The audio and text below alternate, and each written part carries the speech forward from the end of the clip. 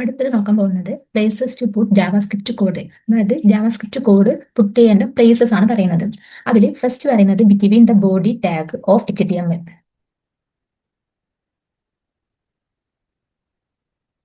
First പറയുന്നത് body tag of HTML, അതായത് HTML ബോഡിന്റെ ഉള്ളിൽ നമുക്ക് ഈ ഒരു ജാവാസ്ക്രിപ്റ്റ് കോഡ് കൊടുക്കാൻ പറ്റും. അപ്പോൾ ബോഡിന്റെ ഉള്ളിൽ സ്ക്രിപ്റ്റ് ടൈപ്പ്, ബോഡി ഇവിടെ ഓപ്പൺ ചെയ്തിട്ടുണ്ടായിരിക്കും. ബോഡിന്റെ ഉള്ളിൽ script type equal to JavaScript text bar JavaScript കൊടുത്തിട്ട് ജാവാസ്ക്രിപ്റ്റ് കോഡ് കൊടുക്കാം. അങ്ങനെ ബോഡിന്റെ ഉള്ളിൽ നമുക്ക് ജാവാസ്ക്രിപ്റ്റ് കോഡ് പ്ലേസ് ചെയ്യാൻ പറ്റും. അടുത്ത ഒരു വേ ആണ് between the head tag of HTML. ഹെഡിന്റെ ഉള്ളിൽ നമുക്ക് ഈ ഒരു ജാവാസ്ക്രിപ്റ്റ് കോഡ് പ്ലേസ് ചെയ്യാൻ പറ്റും. അപ്പൊ ഈ ഒരു എക്സാമ്പിൾ കണ്ടില്ലേ, ഈ ഹെഡിന്റെ ഉള്ളിലാണ് നമ്മൾ എന്ത് കൊടുത്തിട്ടുള്ളത്, ജാവാസ്ക്രിപ്റ്റ് കോഡ് കൊടുത്തിട്ടുള്ളത്. അപ്പൊ ഹെഡിന്റെ ഉള്ളിലാണെങ്കിലും ബോർഡിന്റെ ഉള്ളിലാണെങ്കിലും നമ്മൾ സ്ക്രിപ്റ്റ് എന്ന് പറയുന്ന ടാഗ് യൂസ് ചെയ്യണം, എന്നാലും നമുക്ക് ജാവാസ്ക്രിപ്റ്റ് കോഡ് കൊടുക്കാൻ പറ്റുള്ളൂ.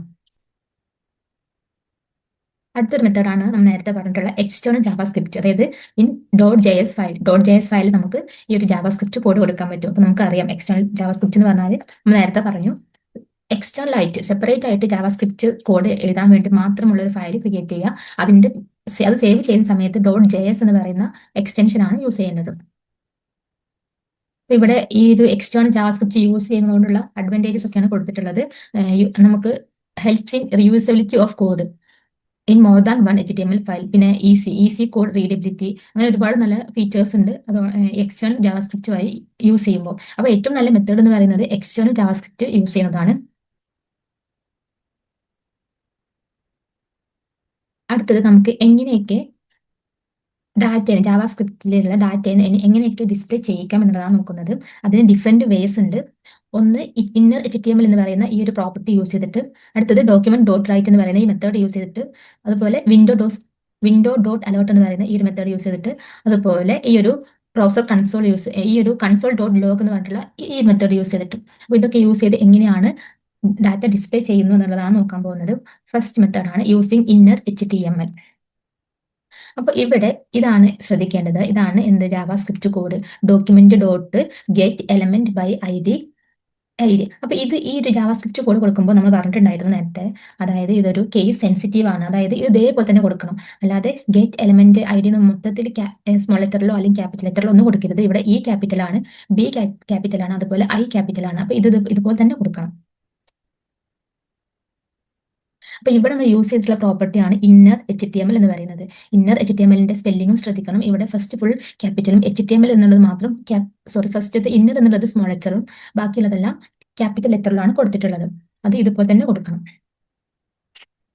അപ്പൊ ഇന്നർ HTML എന്ന് പറയുന്ന ഒരു പ്രോപ്പർട്ടി യൂസ് ചെയ്തിട്ട് HTML എലമെന്റിലോട്ട് കണ്ടന്റ് റൈറ്റ് ചെയ്ത് ഡിസ്പ്ലേ ചെയ്യിക്കാനാണ് നമ്മൾ ഇത് യൂസ് ചെയ്യുന്നത്. അതായത് ഇന്നർ ഡോട്ട് HTML എന്ന് പറയുന്ന ഈ ഒരു പ്രോപ്പർട്ടി യൂസ് ചെയ്തിട്ട് HTML എലമെന്റിലോട്ട് കണ്ടന്റ് റൈറ്റ് ചെയ്യാം. അപ്പൊ ഇവിടെ ഡെമോ എന്ന് പറയുന്ന ഒരു ID ഉള്ള ഒരു എലമെന്റിലോട്ടാണ് കൊടുക്കുന്നത്. ഇവിടെ ഡെമോ എന്ന് പറയുന്ന ഇതെന്താണ്, ഇതൊരു ID ആണ്. ഈ ID ഉള്ള HTML എലമെന്റിലോട്ടാണ് നമ്മൾ ഈ ഒരു വാല്യൂ, ഇതിന്റെ ഡാറ്റ ഡിസ്പ്ലേ ചെയ്യിക്കുന്നത്, റൈറ്റ് ചെയ്യിക്കും. അപ്പൊ ഇവിടെ ഡെമോ എന്ന് പറയുന്നത് ID ആണ്. ഇവിടെ ഈ ഒരു P ടാഗ്, അതായത് P ടാഗ് എന്തിനാ യൂസ് ചെയ്യുന്നത് നമുക്കറിയാം, പാരഗ്രാഫ് ടാഗ് ആണത്. അപ്പോൾ അതിന്റെ ID ആണ് ഡെമോ എന്ന് പറയുന്നത്. അപ്പോൾ ഈ ഒരു ഡെമോ എന്ന് പറയുന്ന ID ഉള്ള HTML എലമെന്റിലോട്ടാണ് നമ്മൾ കണ്ടന്റ് റൈറ്റ് ചെയ്യുന്നത്, എന്നിട്ട് അതിനുശേഷം ഇത് ഡിസ്പ്ലേ ചെയ്യിക്കുന്നു. അപ്പൊ ഇവിടെ ഈ ഡോക്യുമെന്റ് എന്ന് പറഞ്ഞാൽ എന്താണ്, നമ്മൾ കറന്റ്ലി യൂസ് ചെയ്യുന്ന ഡോക്യുമെന്റ് ആണ് ഈ ഒരു ഡോക്യുമെന്റ് എന്നാണ് ഉദ്ദേശിക്കുന്നത്. പിന്നെ ഇവിടെ അടുത്താണ് ഗെറ്റ് എലമെന്റ് ബൈ ID എന്ന് പറയുന്നത്. അപ്പോൾ ഇവിടെ get element by ID demo എന്ന് കൊടുത്തിട്ടുണ്ട് ബ്രാക്കറ്റിൽ. അപ്പോൾ ഡെമോ എന്ന പേരുള്ള ID ഉള്ള എലമെന്റിനെ ഗെറ്റ് ചെയ്യുക, അതാണ് ഉദ്ദേശിക്കുന്നത്. ഡെമോ എന്ന് പറയുന്ന ID ഉള്ള എലമെന്റിനെ ഗെറ്റ് ചെയ്യുക, എന്നിട്ട് അതിവിടെ എന്താണ്, ആ ഒരു എലമെന്റ് എന്ന് പറയുന്നത് ഏതാണ്, ഡെമോ എന്ന് പറയുന്ന ID ഉള്ള എലമെന്റ് എന്ന് പറയുന്നത് ഇവിടെ P ടാഗ് ആണ്, P ടാഗ്. അടുത്തത് ഇന്നർ HTML ആണ്. ഇന്നർ HTML എന്ന് പറഞ്ഞാൽ നമ്മൾ എന്താണോ കൊടുത്തിട്ടുള്ളത് ആ വാല്യൂവിനെ ഈ പർട്ടിക്കുലർ ഡെമോ എന്ന ID ഉള്ള എലമെന്റിലോട്ട് എന്താക്കാണ്, റൈറ്റ് ചെയ്യാൻ ചെയ്യുന്നത്.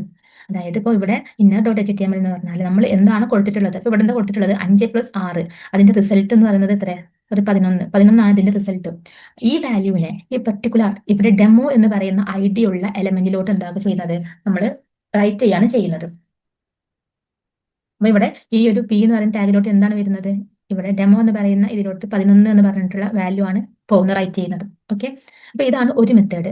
അടുത്തൊരു മെത്തേഡാണ് ഡോക്യുമെന്റ് ഡോട്ട് റൈറ്റ്. നമ്മൾ കോമൺ ആയിട്ട് യൂസ് ചെയ്യുന്ന ഒരു മെത്തേഡാണ് ഡോക്യുമെന്റ് ഡോട്ട് റൈറ്റ്.